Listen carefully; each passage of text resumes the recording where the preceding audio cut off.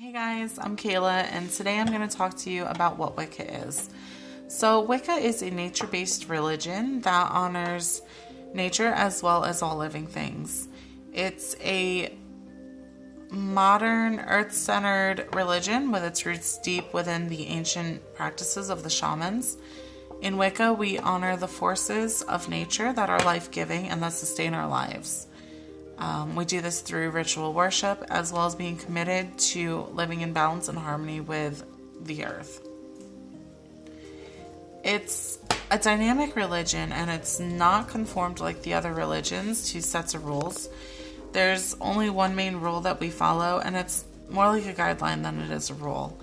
And it's the Wiccan Rede. It says, "Eat words the Wiccan Rede fulfill, and ye harm none, do as ye will. What ye send forth comes back to thee, ever mind the rule of three." The Rede has more to it, but its essence is based around the words that I just said. As a Wiccan, we do not believe in just one god. We are polytheistic, meaning that we believe in many gods and goddesses. There are thousands of them, and each culture has their own set of deities. I myself follow the Celtic path, so I usually use all Celtic deities or gods and goddesses. Most of the time I use the goddesses, or I just generalize with the goddess because that's what I'm drawn to, is the feminine side of the deities with the goddesses. I go with what I'm drawn to, what feels right to me, and in Wicca, that's the rule of thumb. If it feels right to you, use it. We have what's called the Wheel of the Year, which is comprised of 8 Sabbats and Esbats. Esbats are full moon rituals or ceremonies typically honoring the goddess, which represents the moon. The Sabbats are the sun-based holidays or celebrations that honor the god, which is represented by the sun. We start the Wheel of the Year with Yule, which is our winter solstice. We travel into Imbolc, which falls around February 2nd here in the northern hemisphere. At the spring equinox, we have Ostara, followed by our fire festival Beltane, which is observed around May 1st. We finally come to the halfway point in the year, Litha, which is our summer solstice. After that, we have Lammas or Lughnasadh on August 2nd. We then move into Mabon, which is our autumn equinox. And the last Sabbath of the year is my personal favorite, which is Samhain, which happens to be October 31st, the same day as the ever-famous Halloween or All's Hallow Eve. I'll go into more details on the Sabbats and Esbats later in other videos. So our Esbats, like I said, are full moon rituals, which occur a minimum of 12 times a year or once a month. Sometimes, though, we have multiple full moons, adding to that number. Some Wiccans perform spells at the new moons as well. When we perform magic, it usually involves using tools and ingredients such as candles, herbs, crystals, flowers, sticks, leaves, anything nature-based. We also use stuff like athames and chalices and pentagrams. We use chants and affirmations and tend to call upon the god or goddess or our specific god and goddess or goddess. We do this so that we can get help from them and in manifesting our desire that relates to their specialties. So each god and goddess has their own set of correspondences that they work with. So Epona is the horse goddess. So anything horse related would be, you would call upon her to help with. Within the Wiccan and pagan community, there are still traditional covens. That being said, most Wiccans today, though, are solitary practitioners. As a solitary Wiccan, you are not initiated into a specific path like a coven is. Solitary Wiccans tend to use resources from multiple pantheons and paths to create their own eclectic path. So a couple key questions that a lot of people usually have is, do I need to spend a lot of money on the tools in order to practice Wicca? And the answer is no. With being a Wiccan, you need to follow your heart. Let your heart and your instincts lead you. You don't need expensive things. You can make your altar out of anything.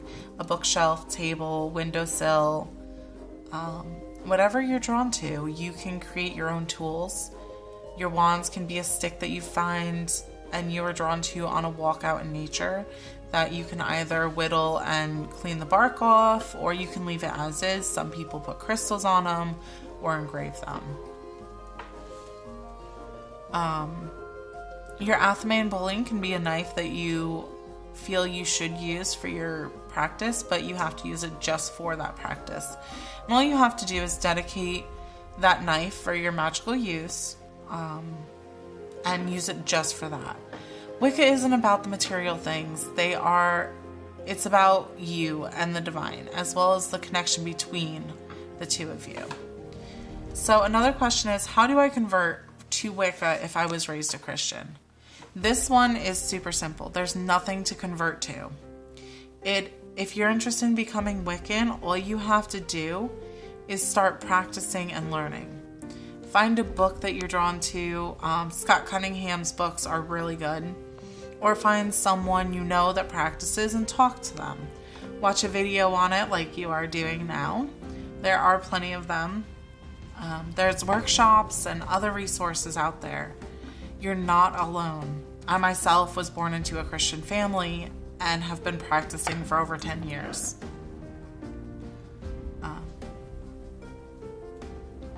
There are resources such as the Magical Circle School, which is a free school for witchcraft that allows you to socialize with fellow Wiccans and pagans and learn about the craft. There is a grimoire that I use at grimoire.sacredsisterswicca.com, which is a collection of correspondences and spells, rituals, basically everything you would need to know. I myself use both of those sites, and I'm still a student at the school because I'm always eager to learn more and new things and incorporate it into my practices. Another question is, can I be a witch if I'm not initiated? Yes. You do not need to be initiated to be a witch. Don't get me wrong, it's a wonderful and helpful thing, but it's not vital. Wait till you feel like it's the right time. Just because you're a solitary witch doesn't mean you can't be initiated into the craft. You can. I did. You can find them in books or on the internet. And most people usually wait a year and a day before self-initiating themselves. When you go to join a coven, you have to study and practice for a year and a day before you're officially initiated into the coven.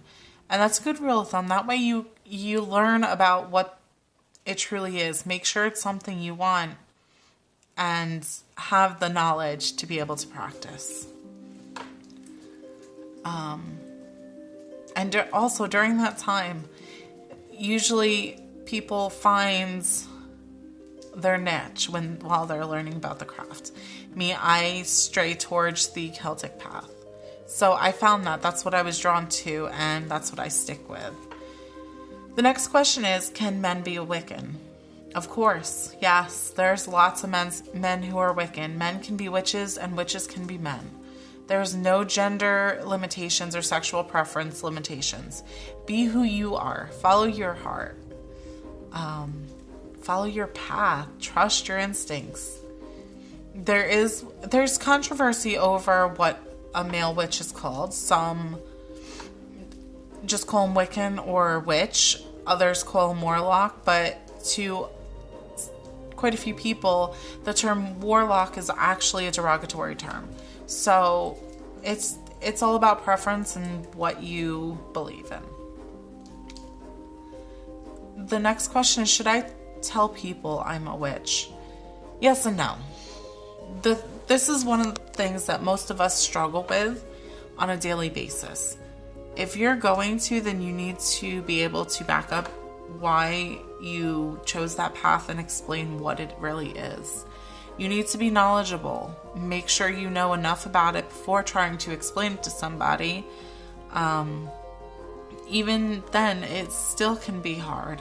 Start by telling your family or spouse, people you trust and know who won't judge you and be judgmental. Which leads to my next question: what if my spouse or immediate family can't accept that I'm Wiccan? I personally have dealt with this. My ex-husband was very much tied into the Church of Christ faith within the Christian culture. I'm also being in the South, I know what it's like and I know what it is to go through this. It's very hard, especially when it causes fights or other issues.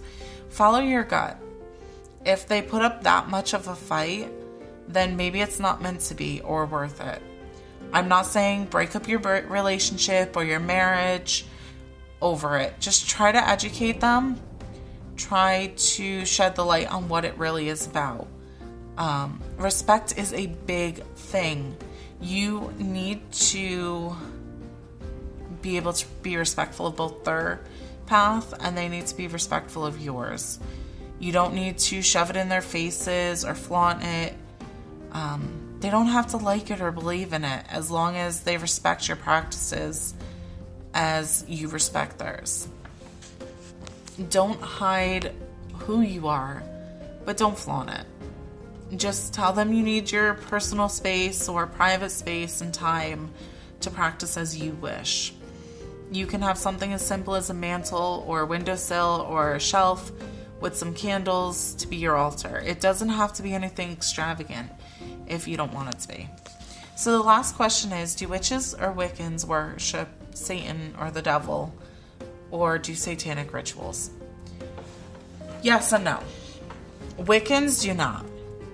There are people that call themselves witches that practice Satanism. However, as a Wiccan, we don't believe in the Christian concept of Satan or the devil. We do believe in other gods, such as like Loki or Kronos, Hades, that would represent it, but we don't believe in the Christian ideal of, going to hell and burning and the devil, we don't believe in that.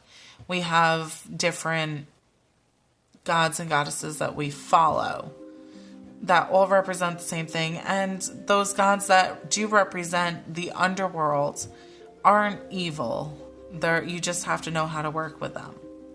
So that's it for today, and I hope you learned a little bit of something, and I will be back with another blog soon. See you then.